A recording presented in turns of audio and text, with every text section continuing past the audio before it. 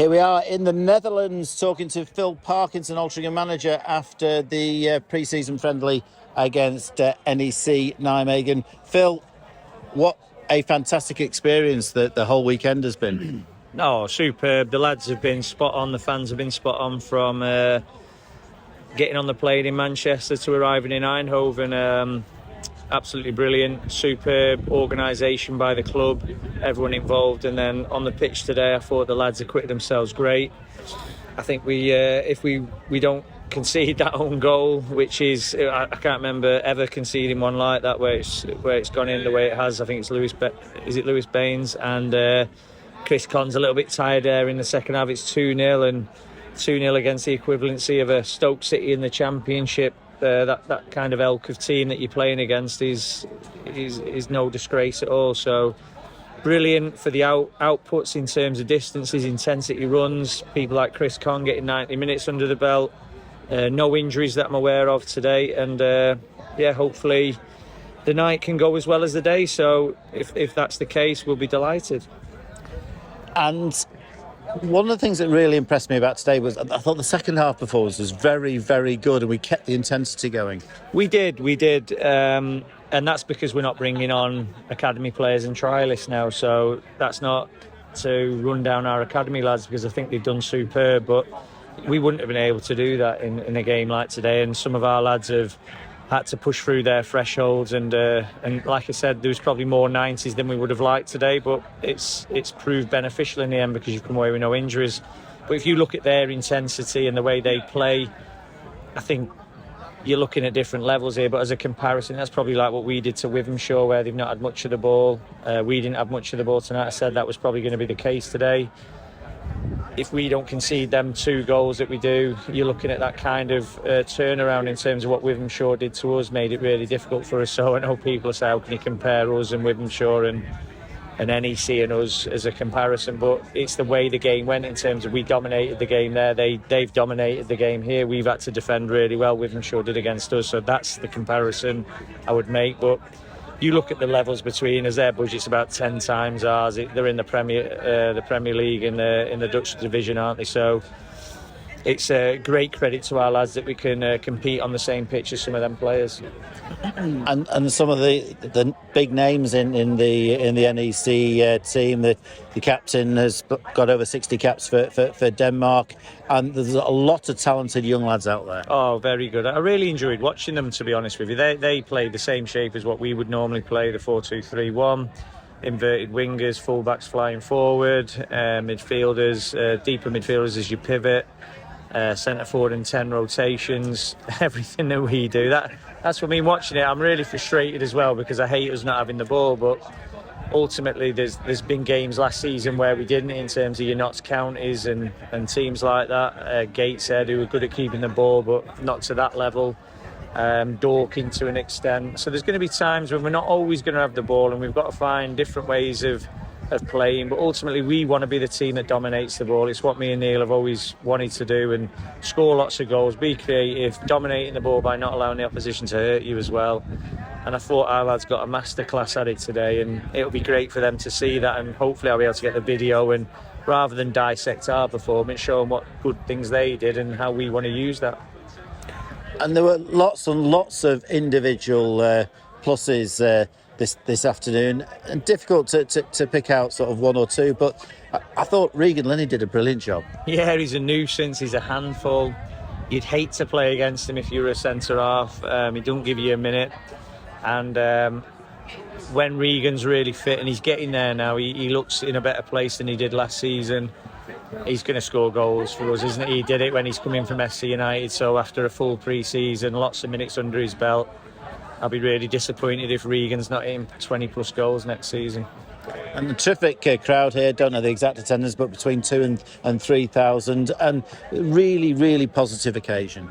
Yeah, absolutely. I truly believe that. I mean, just look at how far the club's come from when we first come in to Isle of Man tours, Breitlingsea, Isle of Man again, to come into the Netherlands to play a Premier Division team. Everything that's gone around it, our fans turning up in their droves as well. So what we've got they've brought a couple of hundred there, it feels that way anyway. great support, and hopefully we can socialise with them tonight and show them how much they mean to us, and vice versa. And it's just great for everyone, team bonding but fan bonding.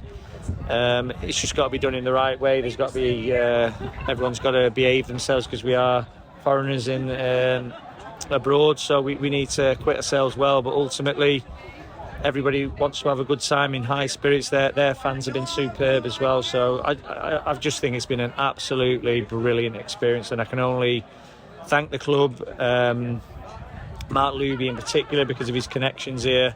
Nigel Swinbank has organised almost every facet of it, but ultimately all the directors, if they don't put their hand in the pocket, this doesn't happen.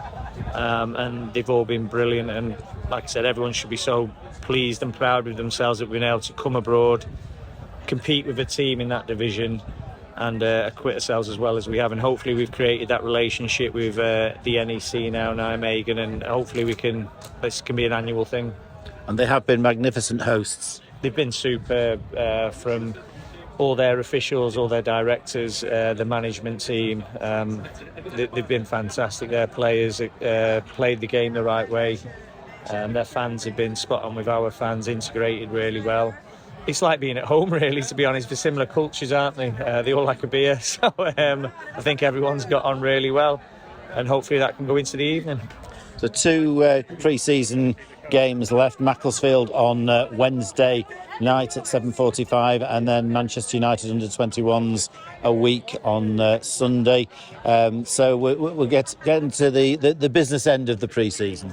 Yeah, we've got to really start ramping up the minutes and the team that we feel will start the season. So we probably have to, if we can, get a little look at Dagenham, so we can see what we're coming up against, and we can prepare as well as we can for that. But ultimately, we know our shape. We know our players that we want to play in that shape. We've got reasonable depth, not great depth that you could see today. We didn't have a full quota of substitutions because Joey got a little bit of a knock, and Dior's still out.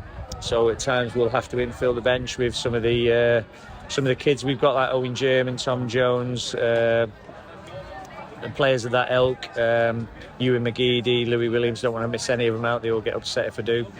So that's why they're there. They're there to be given the opportunities if we need them. And listen, with the training, they're getting the way they've showed up in the friendlies. I feel confident that they won't let us down if called upon. So hopefully we might be able to bring 1 or 2 more in before the end of the season, the pre-season. If that's not the case, we're really happy what we've got. But if we can, I think that would give us a real good standing going into the start of the season.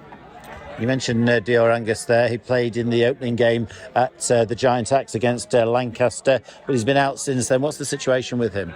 Just a muscle tweak. So we had him scanned, and it was only a grade 1.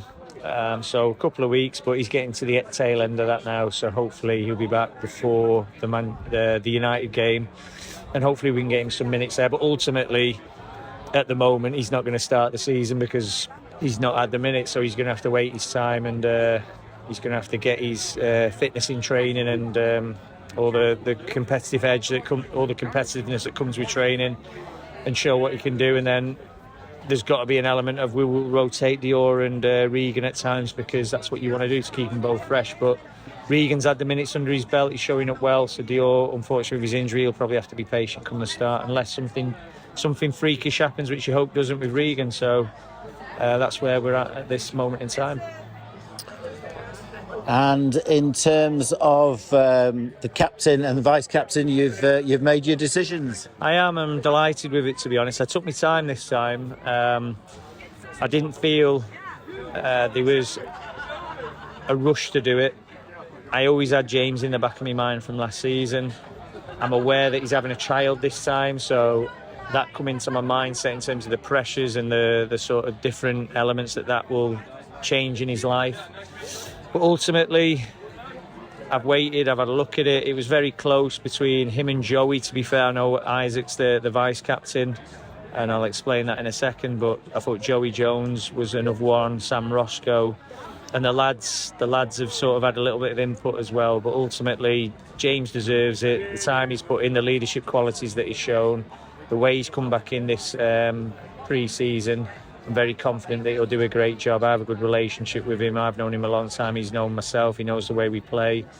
And then Isaac, obviously, he's one who will be a future captain 100%. I don't think he's ready for it right now, but I think he'll learn from the vice-captaincy and hopefully he'll be ready in a year. And he's such an inspirational player. I mentioned Regan, Lenny, but Isaac Marriott was superb today.